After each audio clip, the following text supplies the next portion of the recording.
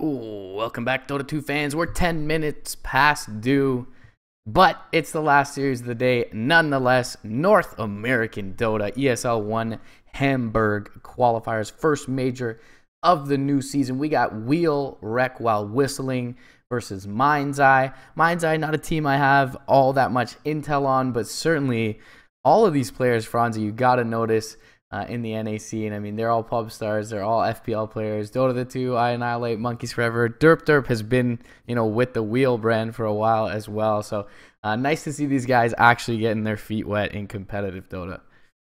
Yeah, it's not even that they got their feet wet. I think they had a pretty good run in the TI qualifier slot. They ended up in that triple tiebreaker that I thoroughly enjoyed watching until 6 a.m. Pacific. So I just remember thinking to myself, like, why are they doing a double tiebreaker at 6 in the morning Pacific and it's like 9 p.m. Eastern or 9 a.m. Eastern. They had been playing the whole night, and there's no way that's good for anyone.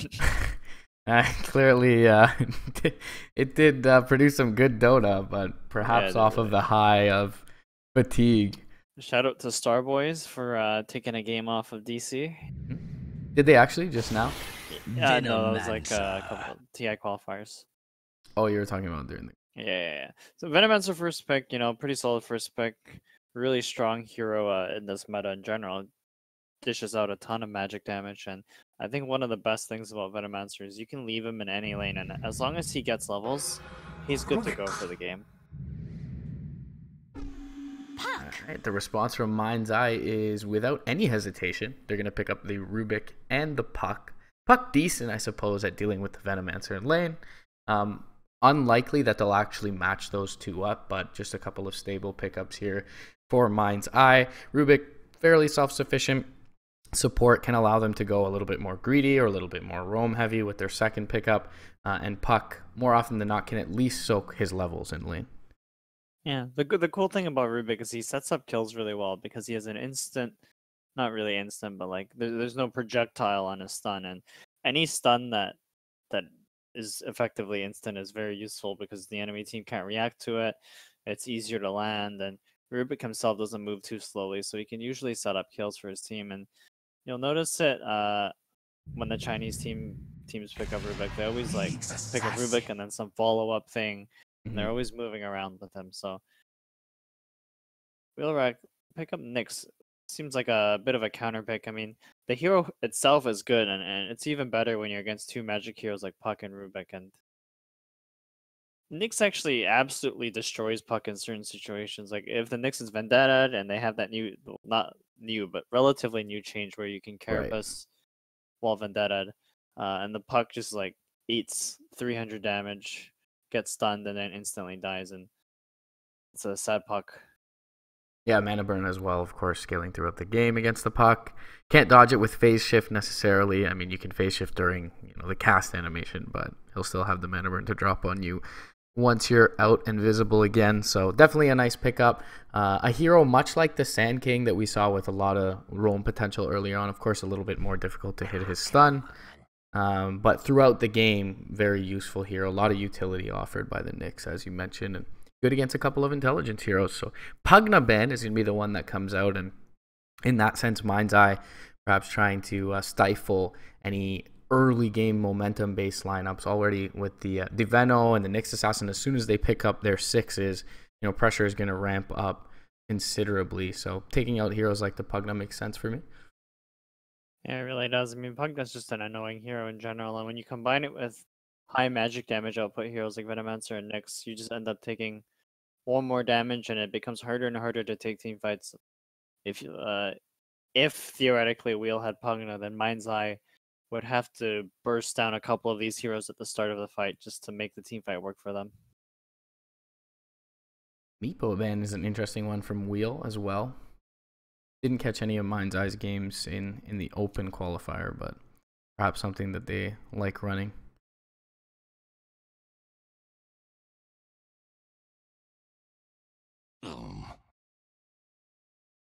Yeah, Meepo is a bit of a targeted ban, I think, and Anti-Mage also not really targeted, but sometimes the team just doesn't want to play against Anti-Mage.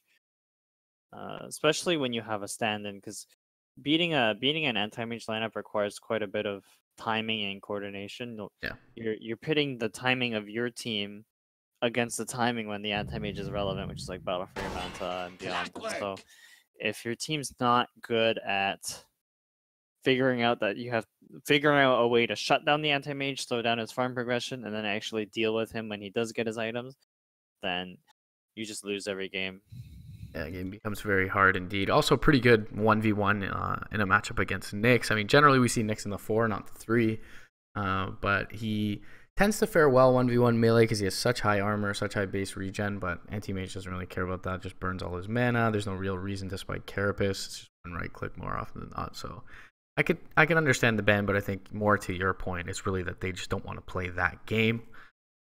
And the Clockwork pickup is going to come out from Mind's Eye. So already in spades, this team has utility and control available to them. It remains to be seen where most of their damage will come from going forward. Yeah, they do have a lot of utility and control. Their lineup feels a little bit weak for some reason to me.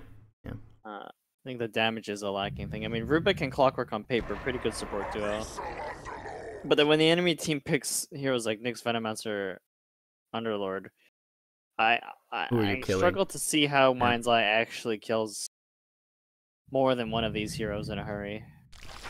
And Lifestealer is definitely a hero slayer, so problem somewhat solved. And they have 2 vehicles for the Lifestealer, potentially 3 if decides to go inside the Rubik. But yeah, big meaty Underlord is a hero he can sit on more often than not, just gain up that feast. Lifesteal, and doesn't really care all that much about the Pit of Malice.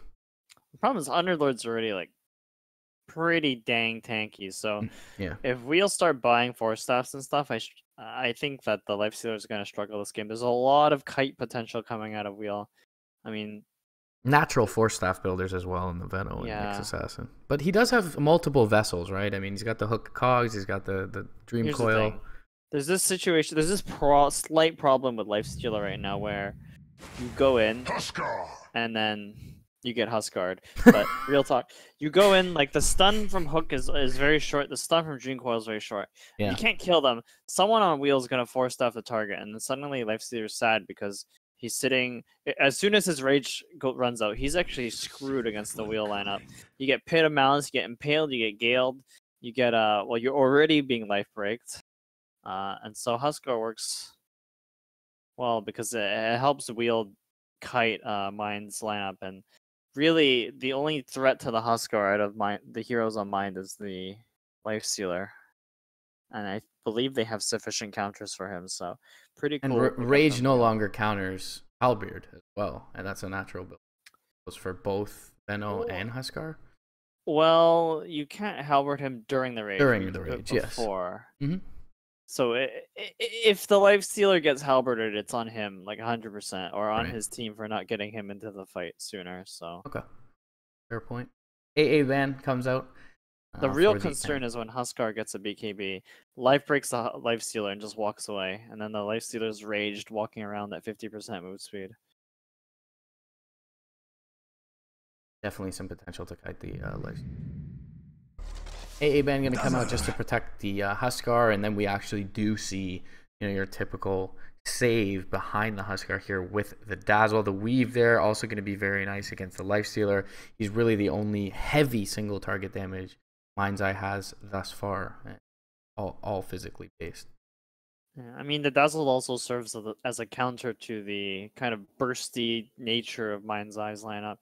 Pretty much all of their initiation and team fight relies on the Puck or the Lifestealer or Clockwork or all three bursting a hero incredibly quickly. And so with Shallow Grave, which I'm sure he'll always get off in these fights because the other 4 heroes on his team are quite tanky, and Underlord's going to end up probably building a pipe and a mech this game.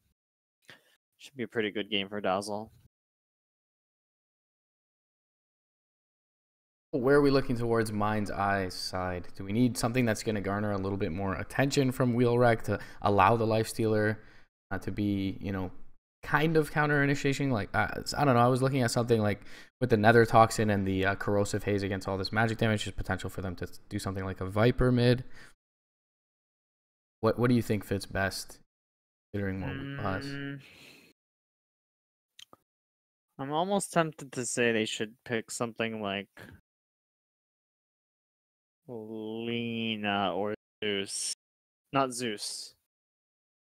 Yeah, Nyx But assassin pretty good. specifically, oh wait, right, there's a Nyx. Oh, Lena's no good. Viper would be okay. Viper, I think, suffers against Huskar though, True. until later in the game. And Yeah, against the early Venomancer. laning stage definitely feels hard. It's hard to say. I feel like they should just figure out what's comfortable for them. They Mhm. obviously need something mobile, and if it can help split push as well, it'd be really good because the only catch coming out of Wheel's lineup is a Nyx. Okay. Okay. Interesting pick. This is gonna mean that still, though, as you mentioned before, just a little bit of kiting on the lifestealer is gonna take away a lot of the Yeah, team but fight now potential. it's a little bit less force because you have a sniper. At least if they're kiting the lifestealer, they're getting donked by the sniper. Can kind of stay out of range of Huskar in the early going. Underlord, kind of a very static offlaner, so they should have some space. We'll see if the Nyx roaming is good enough to kind of pressure the sniper, but it does feel like at least the early roaming advantage is going the way of Mind's Eye. Yep. So Sniper actually doesn't have a lot to be afraid of this game unless the Venomancer and the Huskar start picking up mobility items. Mm-hmm. There's a lot of things protecting him. Like if they target the sniper first, then the lifestealer is gonna get a free target, and then if they go on the lifestealer first, they start getting hit by the sniper. Of course, that's assuming sniper gets farmed, which I believe he will because the enemy team's gonna push a lot with the Huskar or attempt to push, and Shrapnel's one of the strongest anti-push spells in the game. I think it was a good pick in that spot for Mind's Eye. Definitely so. There's actually a ton of wave clear coming from the lineup of Mind's Eye.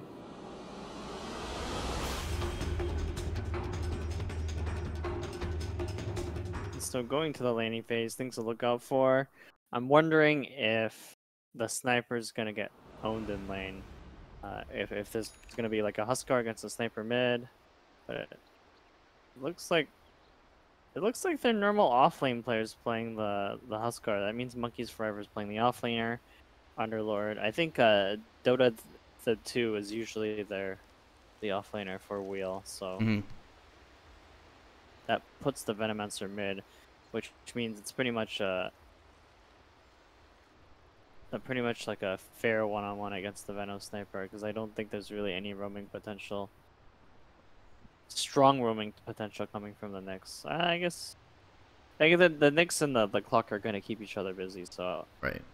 I don't imagine that unless one of these heroes becomes super out of position, there shouldn't be any kills happening mid. It's going to be sniper last hitting, Venomancer last hitting, and then around level 3 or 4 or 5, that's when the kill potential starts happening. When you hit that level 2 Shrapnel, or level 2 Gale, or level 3, whatever, that's when the damage starts ramping up, and the right clicks become kills.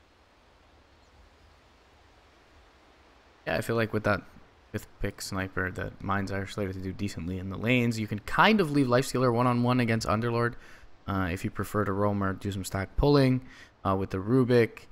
I think the puck should be okay in bottom lane. Aside from being hit with a Nyx stun and killed off, feels like he should feel pretty survivable with a couple levels under his belt. Yeah. I think the lane gets annoying if the Underlord hits level 5. I mean, we don't usually see the Underlord, but from what I remember about him, as soon as he hits level 5 and level 7 with Arcane Boots, it's just Firestorm all day, all night, and pain. And like you barely even see him in lane anymore because he just Firestorms a wave, walks away, and then goes and Firestorms a camp, and then comes back with like 15 items at 20 minutes. And gets to teleport his whole map across the map, and then you get ganked because there's a Beastmaster Hawk flying over you, or a Lycanwolf. That's my favorite meme. Yeah. I mean, Dark Wolf. It sounds OP when you say it like that, but it's a big ass cooldown. I mean, I suppose 2 minutes, there are much bigger cooldowns in the game, but still. Dark Rift has never felt game breaking to me. since Underlord. My favorite meme is the Dark Rift onto the, like someone has a helm of the Dominator and they take the little satyr, and then they start purging you, and then you see the Dark Rift going onto it, and you're like, well, I can't run away from this anymore. It also has 6,000 move speed because it's a helm of the Dominator. Only 3 to 5 heroes show up, and you are dead. One of my least favorite memes was ho ho ha ha, but feels like the sniper would do pretty well here. I think this is going to be a much closer game than you would think on paper, considering the talent on the Radiant side. It's a lot of snowballing that can occur from both teams. I mean, the ho ho ha ha sniper, like, if he goes out of control, Wheel don't naturally have a way to deal with the sniper. If the sniper starts building stuff like Hurricane Pike, Silver Edge for the Huskar, it becomes very problematic for the Huskar.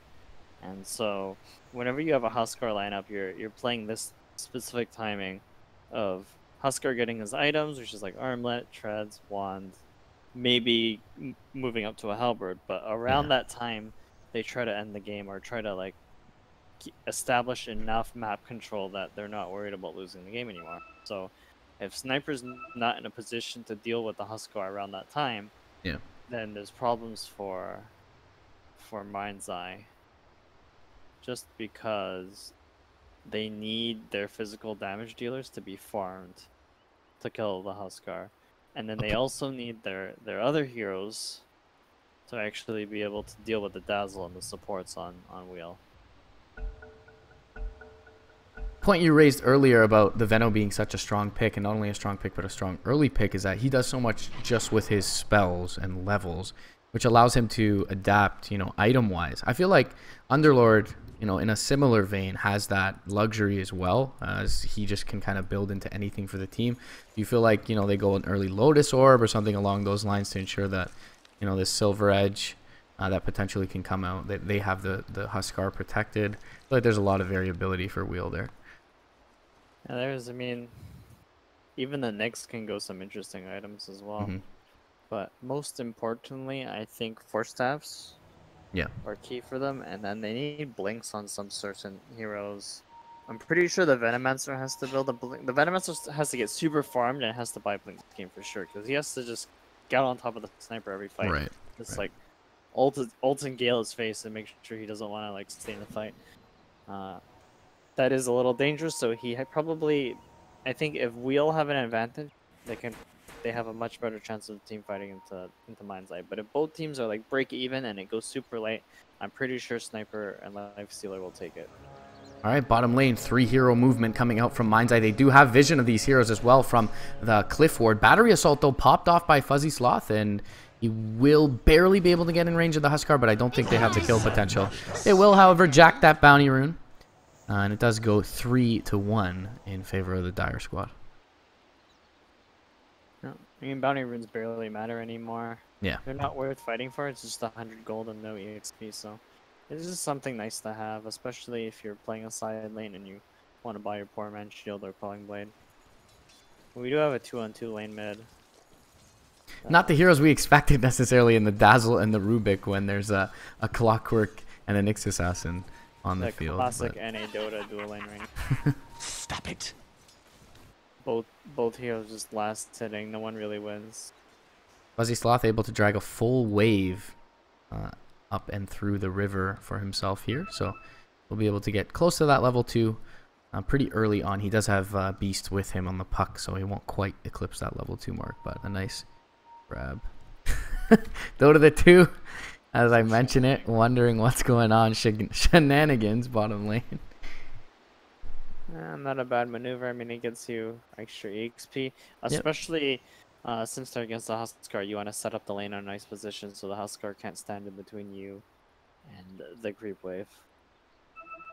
Yes, orb effects are nasty early game. Don't garner any creep aggro.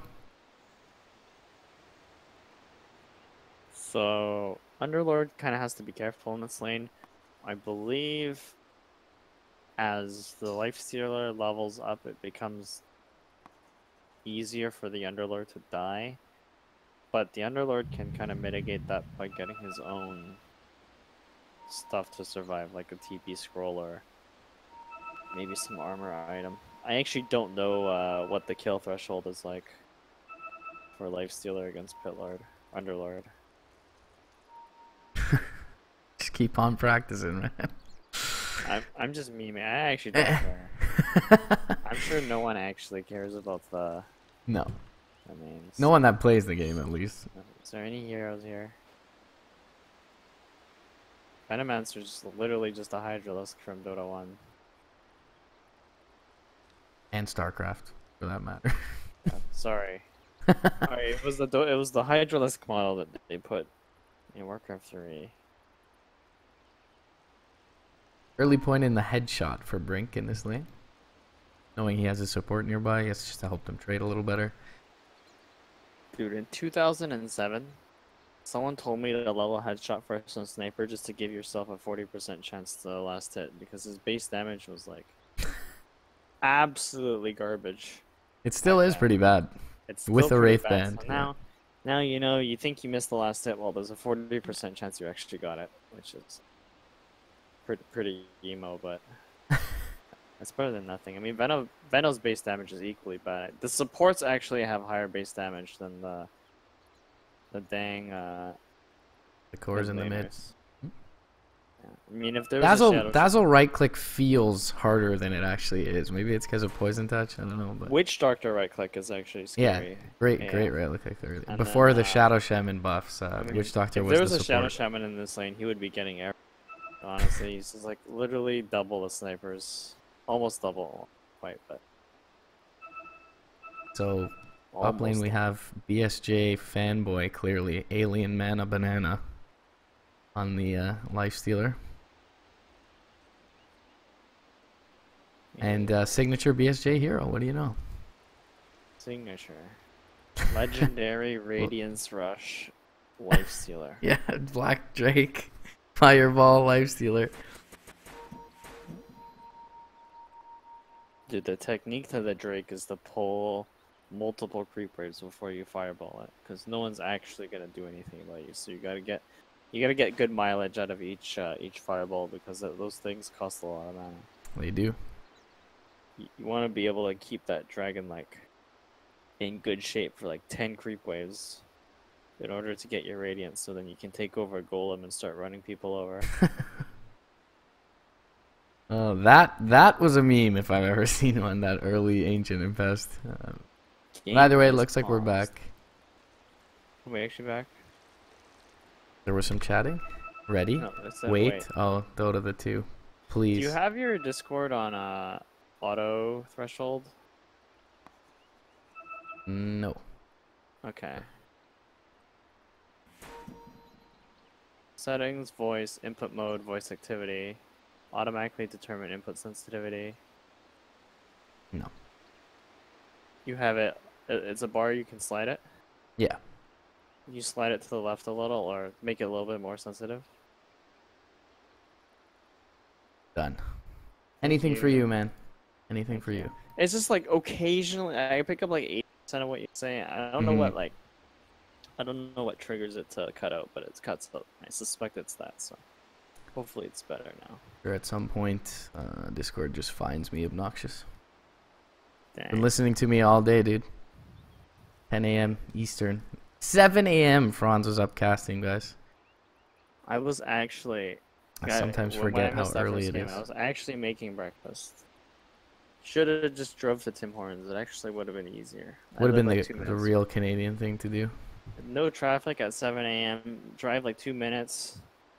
Get my breakfast sandwich and Timbits and my iced cappuccino. Start the day off with some Timbits and an ice cap.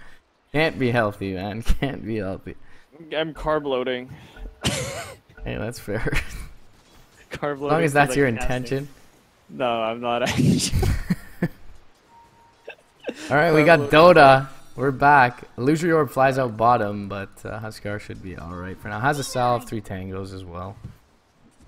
It's actually a good lane for Mind's Eye, I think, because the puck actually isn't threatened by the Huskar, but he is threatened by a dang Nyx auto attacking him, because what do you do when the Knicks auto taxi with boots. Honestly, like there's this weird thing about trading hits for cores. Like you're always willing to trade hits with a carry if 1-to-1, just because the carry. Like if you knock the carry out of the lane, he can't farm you. It's like that's a win for you. But when a Nick starts right clicking you, you don't actually want to trade hits with him. First of all, he regens faster. But Yeah. if you knock him out of the lane, it doesn't actually mean anything. He's just gonna go somewhere else or go back and heal. So It's great base armor as well. So definitely not an easy hero to do it with, and not worth it, as you're mentioning. Fuzzy Sloth rotating through to the bottom lane. So 3 heroes present here from Mind's Eyes side. Feels like they've done enough, and as we alluded to early on, the Lifestealer, at least in the early level, should fare just fine against Monkeys Forever on the Underlord. it's a bit of a messy rotation. They're really not going to get anything done here unless someone goes severely out of position.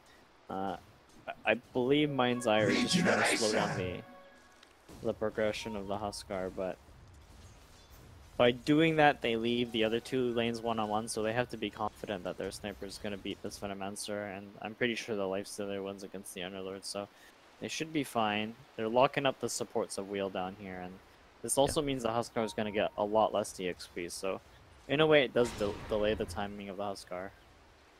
Assassin gonna be a little bit of a pest mid lane, throws out a mana burn, but that'll be all she wrote for now. Meanwhile, bottom Cogs, they find Derp and a lift back into them. He gets the Shadow Wave off, but just delaying the inevitable as Fuzzy Sloth, the one to draw first blood. You talked about really they need to find an opening by perhaps a misstep or a little bit out of positioning, and Derp, like he'll be found out there by the clock.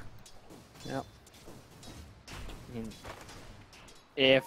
if we'll fight this 3-on-3, I think they theoretically want to fight if Huskar keeps his HP up, just because Huskar's damage output is quite low. I missed that. Did you miss that? You and me both, friend. You and me both. It's a great rotation from the Clockwork. Even we didn't see it coming. So 8k MMR. Didn't see it coming. Meanwhile, bottom lane, they go out with the Impale onto the puck. He has the phase shift, though, so makes it back to safety. Will be able to salve up. And no major consequence suffered by Mind's Eyes side. That is a weakness of the mid Venomancer, and I'm pretty sure this Venomancer is going to have trouble in the mid lane now against the level 5 sniper, and I say that, there's some action happening bottom.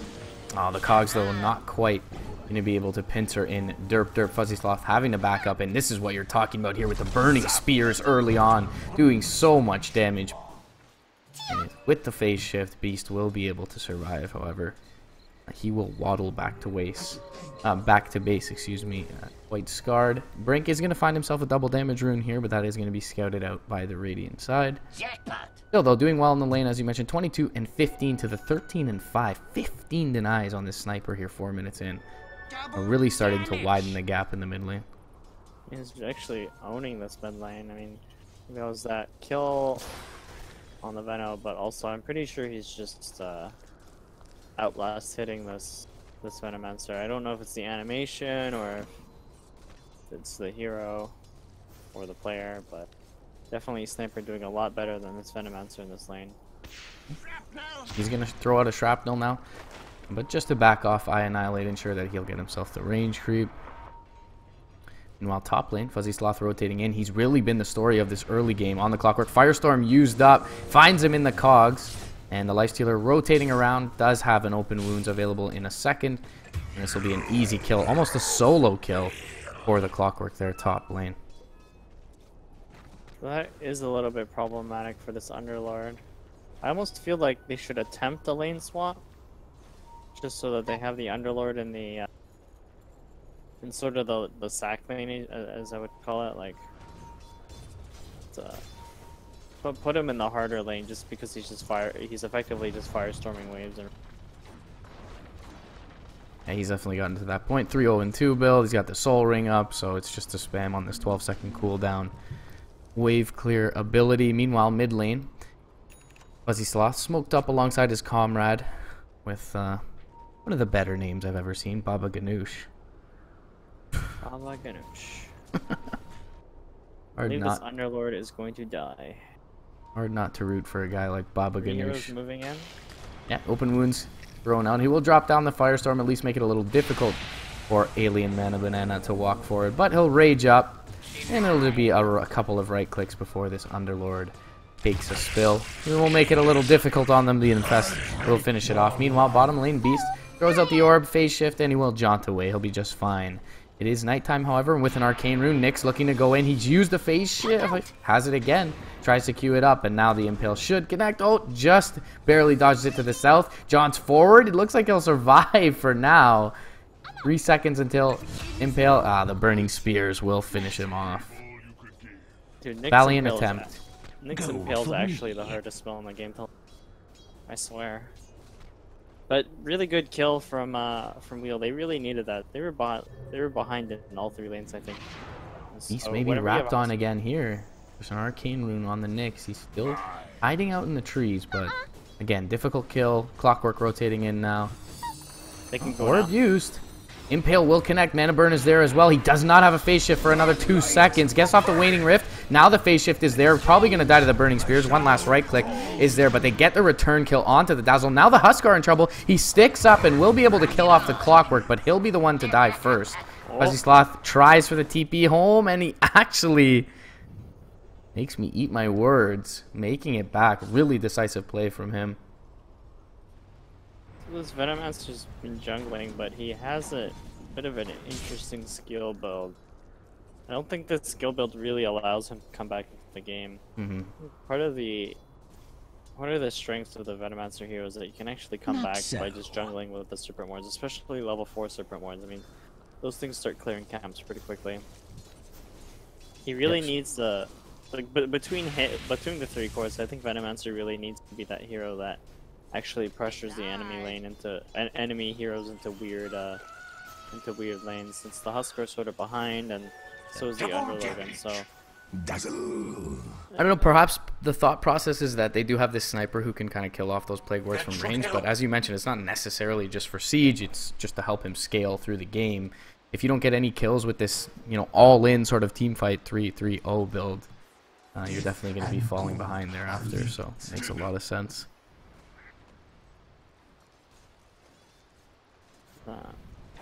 Whenever you play a Huskar game from behind, it's also pretty bad. Just because that hero excels at snowballing. I mean, he is the snowball hero, so if the enemy team is actually able to stop the Huskar when the Huskar hits his timing, then this hero never really takes off into the game. And even just the mental aspect. I mean, it's always a great morale boost when you know that the game has kind of stagnated through the first 20 minutes when you're facing a Huskar. You know that the later the game goes, if he's not, you know, farming heroes, he's gonna fall off. So especially if he's getting peeped by a sniper on the game. But it's not really quite over for Wheel. I mean, the net worth gap is barely 1k, and all it takes really for a Huskar lineup to win is 1 or 2. Annihilate mid. Brink has an Assassinate available. Oh, he just gets off the Fairy Fire, and looked like maybe even Tread Swap there. Just barely surviving with 70 HP. Now Madman in trouble. Carapace not available. Grave needs to be used here. This sniper 1v3ing essentially. Used all his shrapnel charges though, so can't continue to press forward. And that'll be all she wrote in the mid lane for now. Beast nearing his level 6 mark. Bottom lane looking maybe to bait in this Huskar. Dota the 2 chasing him into the trees. And now the rotation coming through from the Rubik as well as the Life Stealer. Baba Ganoush pulls him back, lifts him into the open wounds. They'll even silence him up. He does get off the Inner Vitality a second later. Gets off the life break but won't be able to find a kill and bring someone down with him. Meanwhile, mid lane, Brink just barely in time, able to make it up to the high ground, dodges the Gale as well, and he'll be just fine to survive. Spike Carapace forced out. So across the map, good trades for Mind's Eye. In the meantime, with a wave under the tower, Fuzzy Sloth, who's been very effective in this early game, is soon to find his hook shot.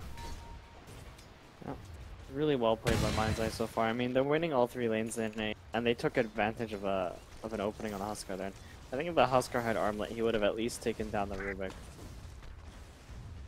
There's a gank happening mad. Yeah, the Brink, he's worth a lot at this point.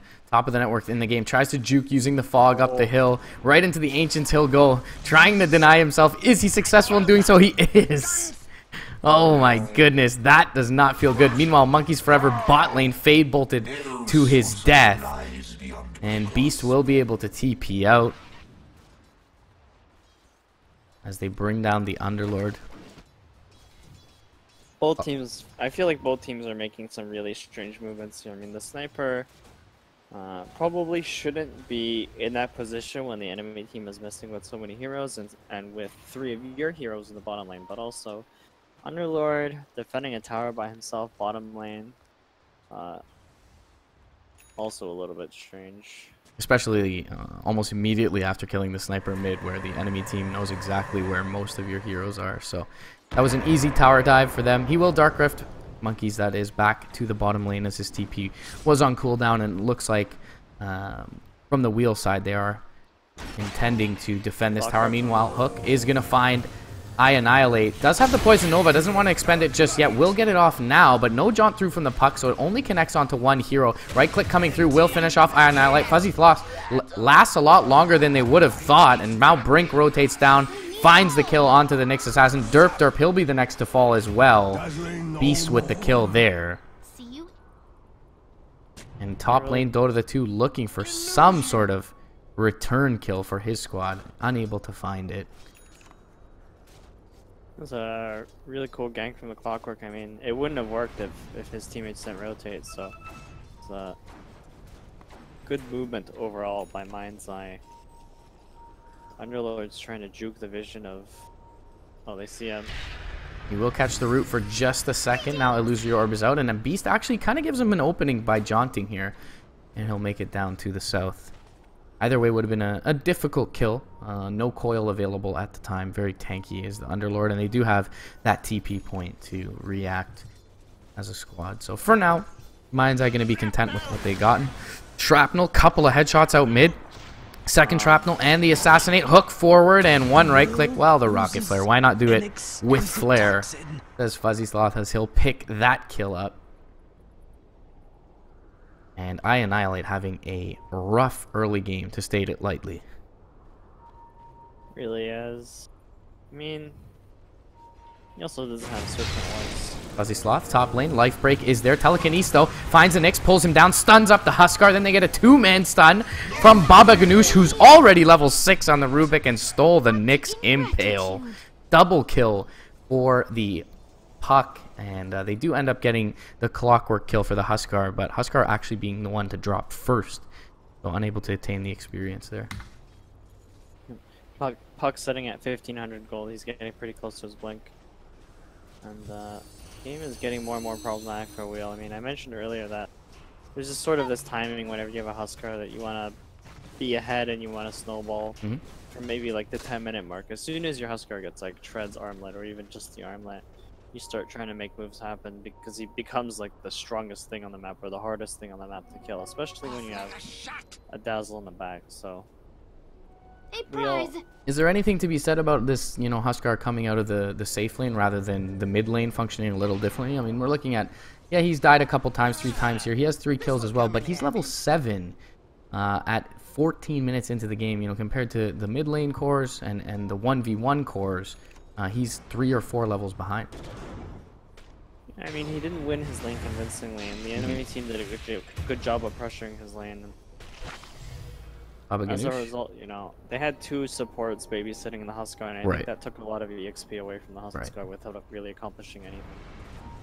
Just the luxury of being able to kind of 1v1 the Lifestealer and trusting in the Sniper as well. Now going in top lane, they are going to find the Huskar with ease. Derp doesn't even get off a grave onto any of his allies. Assassinate will fly, is going to connect onto the Nyx Assassin. 1 tower shot, but it won't be enough to kill him off. He'll Carapace and TP out, should be able to make it away, but still a lot of damage taken. I Annihilate was killed off mid lane just before that engagement, and it's a free 2-0 for Mind's Eye 3 across the map. They may even get a tower off the back of this. Monkeys will look for the deny and will be unsuccessful in his attempt there. But this is a blink for Puck, which means it's hunting season with the Lifestealer, so they can actually they have a lot more of an easier time in team fights now, because now they have the Puck to jump the Dazzle, and then the Lifestealer can take care of the Huskar without having to worry about Shell or Grave or anything of the sort. So wouldn't be surprised if they go for a smoke here. Yeah, grouping up by the shrine, and they will make their way down. They do have a bit of vision near the shrine. Not sure if it caught a glimpse of I Annihilate. a few seconds ago. There is a double damage rune in the river, and they're opting to bait it for now. Seeing that no one is pushing out this mid lane, maybe tips off Mind's Eye to the location of the Radiant heroes, and for now they'll just be content pushing this in to try and gather some information with the lifestealer. Hook shot though to the north side for Fuzzy Thoughts. He is going to find the Nyx assassin. Weave goes out defensively, but actually, is that an offensive? Yeah, there's a Rubik. No, not a Rubik Weave. I don't know what I'm talking about. It is. Oh, it was. The Clockwork is gaining armor. Rubik Weave, and then he steals up the Nyx stun. Now mid lane, they get the coil off. Nice grave in time to save Monkeys forever, but still just pressuring these towers. 17 minutes in, deep on behind enemy lines. Really reckless abandon for Mind's Eye. They don't feel at all threatened. Brink gets a little bit low there, but they will be able to make it back out to safety. So Venomancer's got a couple of levels from the bottom lane, starting to catch himself up, but Clockwork's looking for him, and I think he'll find him actually. Yeah, they're gonna find the lifestealer as well.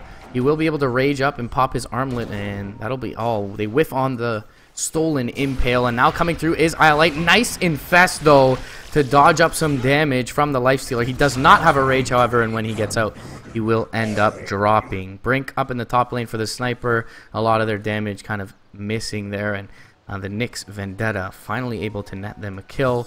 Pretty much the entire lineup of the Radiant involved, and that'll give them some sort of foothold in this game. That was a really good pick off from Wheel. They got 2 really big kills, especially on the Lifestealer. The Lifestealer was super ahead up until then, and yeah. Now the Underlord is second highest net worth, and he might just become tanky enough to help frontline for his team. Brink working on the Shadow Blade, potentially into that Silver Edge that you were touching upon early on in the game, and has had a lot of free space and time on this sniper. 3, 1, and 5. 115 CS. Monkey's in trouble now. We just talked about his value, and this is a target that they definitely want to bring down. They'll expend the coil for it, and Monkeys will end up dropping. They'll steal away the Pit of Malice as well on Baba Ganoush in the meantime, and this will mean more than likely this tier 1 bottom lane going to be conceded by the Wheel side. They will, though, however, try to push in towards the mid lane in the meantime, which is very healthy right now for the Dire side. Yeah, but rotation's coming in. Hookshot is going to find an Eye Annihilate. He's kind of left out by his lonesome, though, but now Beast jumping through with the blink, hits onto 2 with the Illusory Orb Waning Rift combo. Eye Annihilate will get a big Poison Nova off, but there's no real follow-up here. Fuzzy Sloth will be able to TP back to base. There is lethal damage up on Beast right now. He has a phase shift.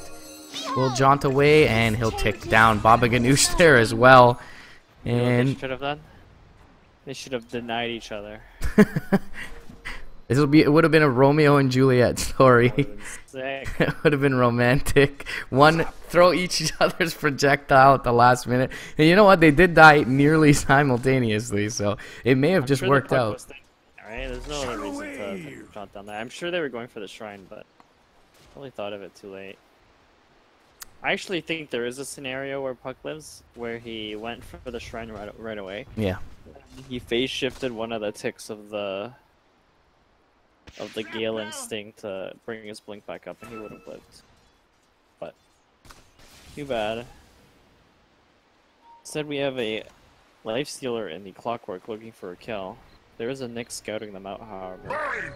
He's got a Blade Mail as well on Fuzzy Sloth. Has had a pretty darn good early game. 9, 2, and 9. 18 of 21 kills involvement for him. Puck in trouble, been rooted up and actually brought down, and they will try and take out the back line, which is the Eye Annihilate Veno. He'll be finished off to the Assassinate. Now Monkeys forever in trouble. Trapped up in the cogs. Will get off the mech in the Firestorm, but it seems like he should be brought down here momentarily. There's a rage in a couple seconds for Alien Mana Banana.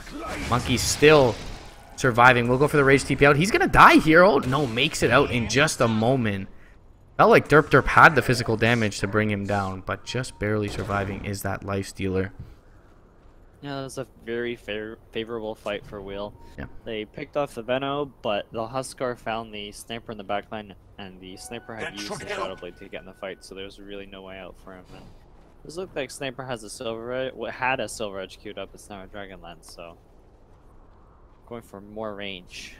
510 gold going the way of the Huskar. He does over 4,000 damage in that fight, despite being behind in levels and farm relative to the other cores in the game. Sitting on level 12 right now for the Huskar, but as you mentioned, very beneficial fight for the Radiant side. They didn't even have Poison Nova available for that. Now hookshot in mid lane. Huskar, he's all by his lonesome and just gets brought down by the Clockwork. Meanwhile, bottom lane, I'll kill you again. they are able to get the Rubik, but more than worthy of a trade for Mind's Eye, especially being it's a solo kill for this Clockwork, who's almost level 14. Now in the river, Coil is going to be there onto Mad Meng. Assassinate flies through. They dodge the stun. Grave from the high ground, though, is keeping Mad Meng alive. It looks like he'll just accept his fate and try to distract the puck. He will for a second. Gets the Carapace off and makes it away. Meanwhile, they will find the Dazzle. And the Orb now gets the Nyx as well. So they're able to spread the team fight out. But regardless, the Clockwork and the puck with their mobility able to finish the job for Mind's Eye's side. Ends up being a 2-0 now mid lane. Underlord could be in trouble, but they don't have a coil. So he will back to safety as Brink pushes in bottom lane. The Clock is higher level than the Huskar and almost just as farmed, so kind of shows the kind of situation that Wheel is in. And there's really not a lot they can do at this moment. There's really the only targets they can kill are Sniper and Puck, and I suppose the Rubik, but the Rubik's not really worth killing, and so I think their way back into the game might be to look for kills with the Nyx plus maybe the Veno or the Huskar, because I think a 5-on realistically I don't think Wheel can take a 5-on-5 fight for a while.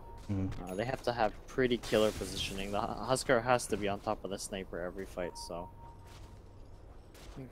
their best bet might be to just keep the lanes out, look for pick-off, try not to lose any more because every kill counts now. This is supposed to be the time where Huskar is supposed to shine, so if they just continue to keep their farm up and try to go for some kills, they might be able to just go for that last Roshan into YOLO push. It does have the Halberd as well on the Huskar, so it gets a little bit more tanky effectively. Desolator, though, picked up from the Lifestealer, so a little bit lucky with those right clicks. And if he lands him, should be able to bring down the Huskar pretty easily. Brink rotating through has a Shadow Blade. Rocket Flare may have briefly scouted the Nyx Assassin, but Mad Meng into the trees. Top lane Monkeys just hanging around, constantly keeping this wave shoved in, hoping that he can gather some information for his squad if any of the heroes come back to defend this tier 2 top lane. Meanwhile, bottom, under the cover of Vendetta, Nyx looking for something, but he's all alone. And there is a dire sentry here as well. Brink kind of hanging around trying to bait this. Rotating in from the south is the puck, and he's going to go right in on it. Illusory Orb is there, jaunt forward. Lifestealer infested. Rocket Flare does not find him. Shrapnel does not as well. They have a coil. Will they throw it blind? There's a blink in a couple seconds. And it looks like they'll make it out. Now Puck TPing in towards the shrine. Radiant Vision does scout this out, however, and they do have the high ground advantage. Can they lock down the Puck in time? He'll Illusory Orb forward into 3. Waning Rift is there with the cogs. They'll bring down the Dazzle. Dark Rift being queued up, and they will actually get most heroes out to safety. Very good reaction from Monkeys. Sniper freeze. Felt like they were going to kill Annihilate there, but he makes it out with a sliver of HP. Really close. I mean, it's got to be that. He's got the mech buff. Oh, they TP'd him bottom. That's even funnier. Not even to the fountain. Yeah, that mech buff definitely saved him. I mean, Lifestealer also has his Desolator, so this rush should go down pretty quickly. Yep. So it will be just a pick, but they will get the Roche off the back of it. So more than worth it for Mind's Eye side. And it doesn't feel like Wheel, with their TP, in any position to find a trade. They can push into this tier 1 bottom, but there is a dire glyph. And so if Mind's Eye are keen to defend this, they will have more than enough time. This no Aegis glyph. is double important because now you have to kill a sniper twice, which is already difficult, but also you take it away from the enemy team, and Huskar is a hero that has to rely on Aegis to do his job in pushing, so Fuzzy Sloth not an easy target for the Nyx to bring down. And Sniper similarly has that Shadow Blade, so both difficult kills. Working on that Silver Edge. A prize. Dazzle. So pretty sure Mad on the Nyx is just scouting out, not for kills, but just to see where the enemy heroes are. Realistically, he can't kill anyone. He needs more than one person. None of his cores actually move quickly enough to keep up with him, so that puts Wheel in a weird position because they can only go for ganks on their side of the map. Brink throws out a shrapnel. He's going to catch a glimpse of the Underlord and going to play a little bit tentatively, but tries to re-engage with the Shadow Blade here. Monkey's actually, perhaps luckily for the Sniper, walks back out of range. Meanwhile, mid lane, Blink available onto Annihilate. And there's the Waning Rift. They'll grab up with the Infest Bomb. This will be an easy kill on the Venomancer. The Venomancer's closing in on a BKB, but he's not going to have it anytime soon. Not at least for another minute or two, and that's really the timing that Mai and Zai are looking for this push. They're already starting to cut to the bot lane, so they are splitting a bit here. Mid lane, Mad is scouting. EB looking to find this puck. If he goes instantly for the Impale, he could have a chance as his teammates are nearby, but he gets off the Vendetta Strike as well after the usage of the Orb. Nicely executed by the Nyx. Big kill for him to find, over 500 gold. Meanwhile, though, the rest of the Dire Squad pushing in bottom lane. They'll do that with ease. Monkey's going to try and pressure mid. Baba Ganoush nearby already. Has the Firestorm. And will drop it down. Gets the steal on the root as well for the Pit of Malice and forces Monkeys completely out of the fight. Now they look to flank the backlines with the Clockwork. Monkeys going to look for the solo Dark Rift TP out. Doesn't get it as the Infest. Nuke damage kills him off. Nice hook shot from Fuzzy Sloth. Going to find themselves a Derp Dazzle as well. He will get the Grave off, but only to delay the inevitable. And one last nicely timed right click from the Lifestealer will pick up the Dazzle. So they end up losing the puck mid lane, but they get a nice couple of revenge kills on the back line. Now the next Assassin in trouble as well. Dust for the movement slow, and the Pit of Malice is there from Baba Ganoush, who's been playing very well on the Rubik this one, and it is 3 heroes down. Nyx Assassin the only one to have a buyback, and right up to the high ground with the Armlet and the Desolator. The Dire side will go. They do have their puck TPing in mid lane to join them shortly. And Brink will continue. 3 heroes down on Wheel, there's really no wave clear coming out from the Radiant, so this tower will surely go down. Age is still available as well on the Sniper. A little bit low on mana is the Rubik, however. And perhaps with the Nyx respawning shortly, they'll think better of continuing forward for that tier 3. Apparently I lied about the tier 3 going down, but Aster's curse, man. Sniper. That's really problematic for the Huskar, actually. There's nothing you can do as a Huskar to take that off, and not only does it remove your magic resist, but most importantly it removes your attack speed, so your hero becomes much less useful. And you get the damage break on top of that, so yep. Really good item to have here. And we mentioned in the early game, you know, the Veno, the Underlord potentially go for something to counteract that, but nothing of that manner being built up right now. Just looking for the Greaves is Monkeys forever. And Annihilate has had a rough enough start, just, you know, scraping together a BKB after his 4-staff pickup. BKB on the Veno now should make it a little bit easier for him to survive fights. I'm pretty sure he still gets bursted down immediately if the Lifestealer gets on top of him. So he still has to watch his positioning in the fights until he gets an armor item like a Solar Crest. Mad just stalking the Clockwork, trying to at least maybe block a hook. As he attempts to initiate. Does have an arcane rune, so thirstily looking for a kill here. Now they're TPing into the shrine. They jump forward. They will get the Impale. Monkeys is there with the root. They get the Gale off. He will be able to hook out to the north and finds himself a Dazzle. He may just get this solo kill. The Grave is going to be there in time, and now the rest of the Dire lineup trying to join it in. Fuzzy with an optimistic try for a TP out will not be successful. They get the Impale down onto the puck, but now Alien jumping forward looking for the kill on the Huskar. They get the Silver Edge off, and they kill him off before Dark Rift. Brink from the low ground. Lucky enough to get that hit. Actually, is that can't miss, can it? The opening from Silver Edge. Can you miss that hit? I don't believe think. it cannot. Yeah, miss. I think I agree with you on that front. So If they'll you get it hold off.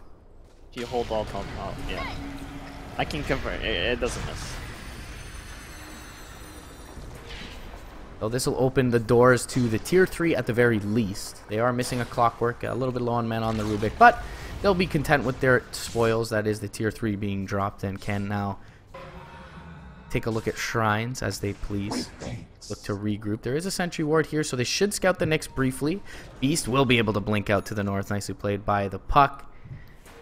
And it looks like they'll make it out pretty much scot-free. Here I am. Yeah, no heal up. Perhaps go for a shrine or get their top lane out, but more likely they're just gonna look for a kill. Lifestealer is invested in the Yeah, they'll find the Nyx assassin under the cover of a sentry. Now Monkey's in trouble. He's gonna get open wounds up. Force Staff will not save you now, big boy, and the Grave will, but only momentarily. The Hook's gonna find the Dazzle too. Try to save your teammate, and you'll be punished as well as Mind's Eye methodically laning till now, dominating this game. Underlord forced to buy back. They have a buyback on the Nyx as well. Dazzle cannot afford such a luxury, and they'll expend the Nyx's buyback here. The next buyback, I mean, Mind's Eye, they're not in a hurry to get Yeah. objectives. They're okay with just backing up and taking the safer route, which is get their lanes out, kill the shrines, perhaps wait for the next Roshan, but more importantly, continue to ramp up the pressure so that Wheel doesn't start getting their own kills or coming back into the game. Level 4 Shallow Grave up on Baba Ganoush. He's got a blink, so he's pretty much stealing as he pleases through these fights. That's going to be really nice for them to have, especially if they're able to pick up an Aegis here. Roche going to spawn in about a minute, or minimum spawn, I should say. And Wheel maybe a bit of a desperation smoke at this point. They do have Nyx in the front, Vendetta up, but everyone playing extremely disciplined on the Mind's Eye side, considering what they just got. 2 buybacks expended in the Underlord and the Nyx. Under the cover of Silver Edge goes the sniper. He's going to be able to break the Huskar. Do they have enough to kill him off, though, with the Underlord behind? Annihilate going to flank from the backline, get the Poison Nova off, and they are in trouble for the Dire side. They are going to lose Brink. Baba Ganoush in trouble as well. Beast gets a kill on the south side, and that'll be on the Dazzle. Everyone a little bit low from Wheel, but do they have the damage left? Lifestealer going to jump through, but he's just going to be shredded by this Huskar. And Dota the 2 triple kill. Now they're going to find the puck as well. He tries to Yule's up, but will be brought down more than likely momentarily. Does get the blink off, but killed off by Annihilate. Still had the tick damage there. And this is a major opening for Wheel's side. 2 heroes do have buyback here, so unlikely to be a lane of racks, but they should be able to force these buyouts. That was an exceedingly I think that was just a little bit of mispositioning from Mind's Eye. They really just walked into the spells from Wheel and Jump forward. They are going to look to go in onto the Huskar. They get a bash, but he's force-staffed out twice and kept safe for now. Annihilate's taking a lot of damage. He's going to be pinged up, gets a Gale off. Now jump. Big 3-man coil coming up from the puck, but he's extremely low for Beast. He may just drop for the second time in less than a minute. That's a dieback for the puck. 74 seconds on the sideline here. And Roche still a minute away, perhaps rather unfortunately for the Radiant side, as they did have the weave ticking up here, and they had the puck down for this full minute. But unfortunately for them, Roche will not be up in that time. Illusion. at I believe that was an 11k net worth. If I'm not mistaken. Take a look at the graphs, my friend. Yeah, we're looking at around 12k down to 6k. So at least from what the charts are showing right now, they The may have thing not at the have top updated. says 1k under the score, the 36. It's a 12k net worth swing coming up. So Wheel back in the game. You know, they're down at tier 3, but this Huskar is back. He's got his pike, armlet, halberd. He's working on a satanic. So with that satanic, he's actually much more difficult to kill, because now not only is he graved, he's gonna be healing through it now. unable to So- burst the targets. The later into the game, it feels like Mind's Eye kind of had the pick of the litter as far as bursting targets now, but maybe a little bit of confidence there in the mid lane. They open up on the Huskar with the Silver Edge. It was really only 2 heroes that went on him initially, and perhaps just overestimating their ability to kill him off once he's broken. Gotta give props to Mad on the Nyx, and as well as Monkeys Forever for following up. But the Mad found the sniper and stunned him in a really weird position, and then the Huskar and the Venomancer followed up. So they pretty much lost a lot of their damage at that point. And I'm not sure if the Life Stealer was at the start of the fight. So Roche is up, and a smoke movement going to come out now from Mind's Eye's side. They will see Annihilate in the bottom lane, and they have the Silver Edge here, but Annihilate has a BKB and a Hurricane Pike, so it's not going to be an easy kill. they're even gonna find him. They're going to look up towards the north, where maybe they find a Nyx. Actually, he's under the cover of Vendetta. Hookshot is going to whiff. Now they jump forward. Annihilate prepared for it, though, as his Nyx was scouting out. Oh, the Force Staff, though, from Annihilate, perhaps in the wrong direction. Felt like he wanted to jump in for that Poison Nova. Still, though, they hit the Impale onto the Clockwork, and now jumping forward is the Huskar. He will be able to make quick work of the clock. The Lifestealer trying for the TP out will be successful in doing so. I should say the Sniper, the Clockwork, now falls. 2 kills for free, and as he's done all game, Mad, able to provide that crucial bit of information to his squad, allows Annihilate to get off the reactive BKB, bait in the initiation before doing so, though. And they find another favorable trade, and this time, Roche will be up during these respawn timers. A prize. I believe that is one of the fastest net worth swings I've ever seen, or at least This hasn't cast. even updated yet. We're still at the point where they're in a 1k advantage, so I mean, we're talking down from 13k-ish. It took like 30 seconds or a minute for that 12k net worth swing to occur. And the graph tries to smooth it out, so it doesn't really show you what actually happened.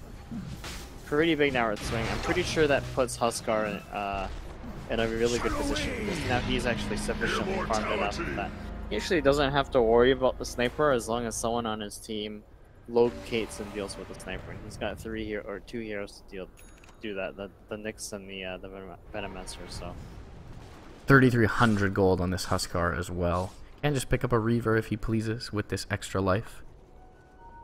it's not easy for Wheel to high ground though. You still have to deal with a sniper, and you can't exactly dive him in his base when he's hitting you from over 1,000 range away. So Wheel, they have to be a little bit careful of how they high ground if they do decide to high ground. I think they have to look for a pick off first, or try to catch someone that's slightly out of position. Annihilate picks up the cheese. And he's got the full Solar Crest as well, looking to build into the AC. Make it ever the more difficult to kill these heroes off. And they're just, as a lineup, tanky on this Wheel side. It feels like in the last few engagements, Derp is really the only one they've been able to kill off. This lifesteal is going to be less and less effective in this fight. I mean, there's too many spells, or too many heroes that kite him around, and too many heroes that are like impossible for him to kill. Lifestealer himself doesn't really. Was there a Dark Rift going somewhere? Yep, top lane. They have a Perhaps just to gem push it in. They have a gem on the Underlord as well, so I think they're looking to take this last top tier 2. Papa Ganoush able to TP out to safety for the time being. Monkey's taking a look into the trees.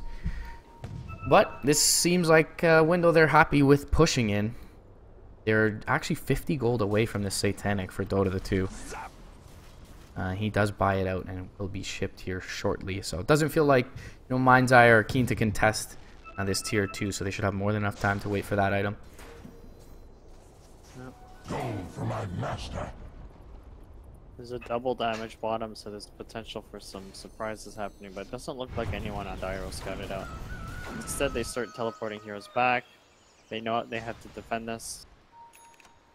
They even have the Plague Wards on Rubik. Sniper high ground never, an easy task for any lineup, let alone one with a bit of a lack of building hitters. And Huskar decent. Yeah, it's the peep man. So looking to deal with bot lane is Beast. Gold They for do have a me. Nyx Assassin behind him, though. With a double damage rune. I think they follow the puck and wait for him to cast a spell and use the carapace.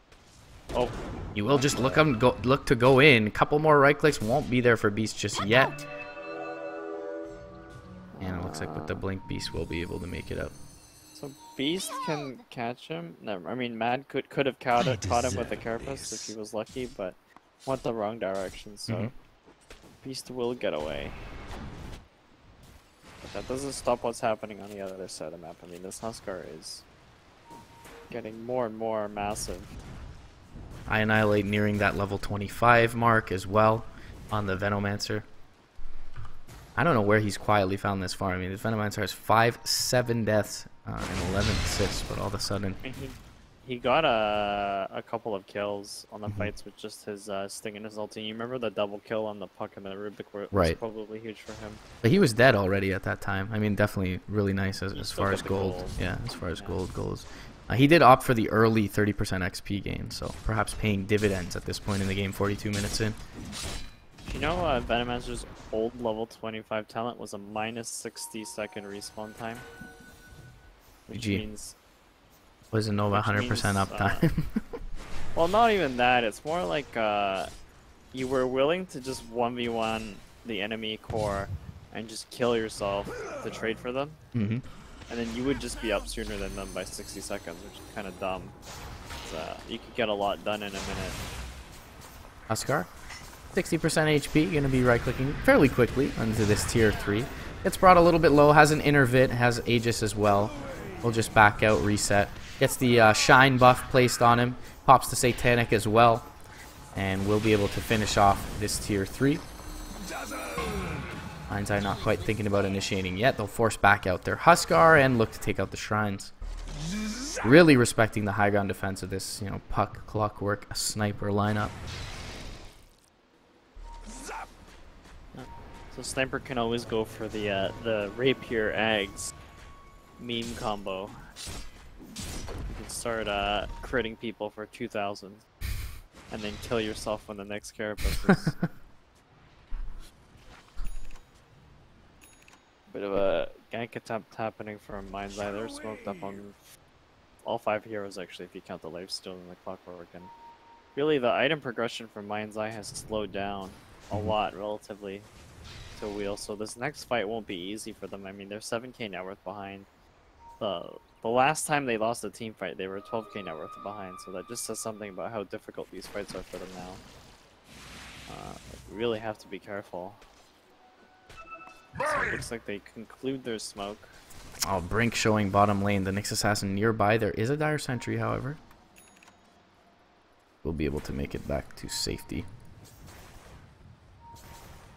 And so at some point after this Mjolnir, if the Sniper decides to finish it, he needs an MKB. Because there's so much evasion on the enemy cores, on the Venomancer and the Huskar, so he's got to be able to deal with that. I mean, he needs enough damage and he needs an MKB that the Huskar is too scared to just walk into the fight because he's scared about just Beast could be a little bit of trouble here top lane.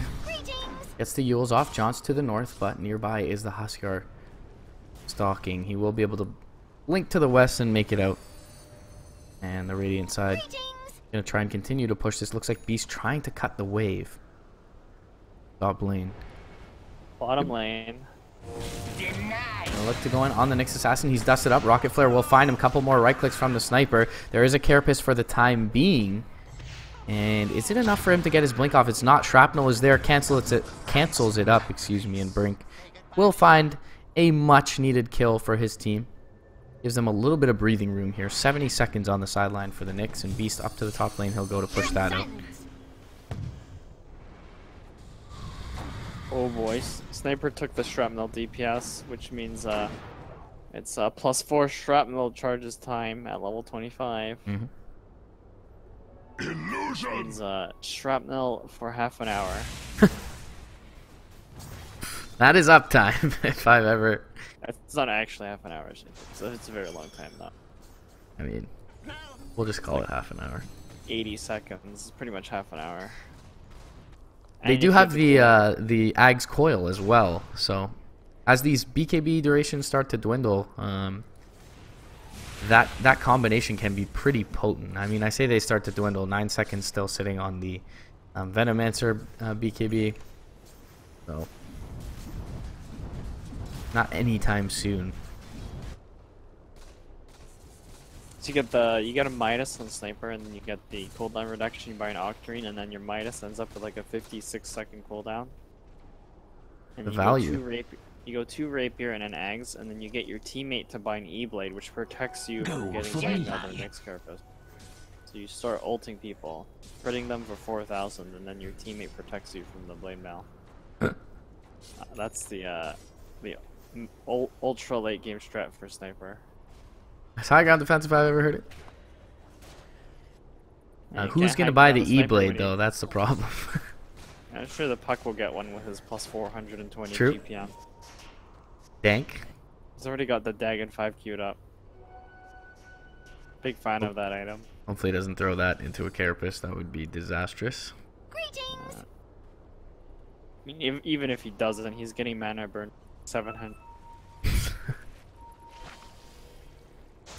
Life of an in-hero late game. Up to the high ground. He's going to be caught by a sentry. Carapace expires as well. Hook onto the back lines. And a big combo coming out before really they get any of their defensive stuff off. Matt is going to drop here. I Annihilate those, stands his ground, finishes off the clockwork. He's got the BKB queued up, but is taking a lot of damage. Brink looking to take him out. He will get healed up. And the pipe is there as well. Brink needs to now turn and run. Looks like everyone else will be able to distract themselves from any further danger. Ends up just being a 1-for-1 when all is said and done. Yeah, it looked like a pretty good initiation for Mind's Eye there, but Yeah. unfortunately they weren't able to kill the Venomancer. That hero's just too goddamn tanky at this point, sitting on a roughly 44 armor when Solar Crest isn't activated on someone else, so that is a lot of armors. Immortality! And 2 gems on the Underlord. He's just collecting all the gems right now. Now 2 lives on the Huskar, and effectively so on Ion Island with the cheese in his pocket. There's also a cheese in the backpack of the Huskar they kept the last one. It's been fermenting for a while. Extra sneaky cheese on the Huskar at this point, and that seemed like, you know, as we were touching upon, kind of the ideal initiation for Mind's Eye. So now when Wheel is set up in a V formation behind their Huskar, can they really find something? The Coil's gonna find 3, but no one really worried about snapping it here. Lotus Orb flies out. Assassinate gonna be reflected onto Brink, and the mid lane of Whreck's gonna be dealt with relative ease. For Wheel's side. Again, still a cheese and an Aegis on the Huskar, cheese on the Venomancer for Annihilate. They'll bring in the wave with them. Top lane, begin to queue up these Plague Wards. Annihilate did actually go for the Plague Ward HP and damage. Huskar picking up that massive range on the Life Break and use it to just purge this open wounds, and will end up doing so. Jumping forward, looking to find the lifesteal. Takes actually a lot of damage, but in the back lines there, the Puck going to be eviscerated, and he now buys back. Grave will be there. Shine is there as well, and deep down into the enemy base goes the Huskar. He pops up the Satanic though, so still feeling pretty survivable. Couple of right clicks will put him into good shape, and he brings down the Lifestealer. 100 seconds down, no buyback. The Dream Coil will catch on to 3, but they just can't kill anyone off. Lifestealer dead. Jump forward, snapping the coil is the Huskar. He's actually taking a lot of damage from Brink, but he gets off the Grave, and he's going to kill the Clockwork off before he even loses Aegis, if he loses Aegis at this point. Able to make it back. Assassinate flies back. Lotus Orb reflects it onto Brink, and still Dota the 2 nigh unkillable. Glimmer Cape for now will keep Brink safe, but he gets rooted up by the Pit of the Malice, and the Life Break will jump forward. He'll just stand in the base. Butterfly and Heaven's Halberd. Dota the 2 feeling good. And Mind's Eye with, you know, what was a pretty considerable lead and a good position that they had in towards the early mid game, are going to end up having a few blunders here and losing this first game. I mean, what can I say? Mind's Eye, they had a really good start, but that one team fight in mid really sealed the deal for them. And I think part of the reason why they lost that was Mad was so diligent at scouting out the sniper, and as soon as he found the sniper, his whole team jumped on top of the sniper, and I believe the lifestealer was already zoned out from the fight. So as soon as the sniper went down, there wasn't really any threat to the Huskar, and Wheel just started running over the other hero. Yeah, From there. despite all his farm at that point, the lifestealer, as you mentioned earlier, just really didn't feel very effective being kited around with all the 4 staffs purchased up. He also had the Dazzle Grave. So just when the lifestealer is unable to burst someone early in the fight, becomes much less of a hero, especially when you committed 2 of your picks to kind of these lifestealer vessels in the puck and the clockwork. So yeah, definitely felt like Mad extremely effective once he picked up the blink and the force. And they are going to take Whreck, that is going to be able to take a game 1 victory. So the favorites will go up 1-0. MRP and Franz here, guys. Could be the last game of the day coming up. We'll see if Mind's Eye has something to say about that and look to take this to a Game 3 decider. ESL One Hamburg North America qualifiers returning shortly.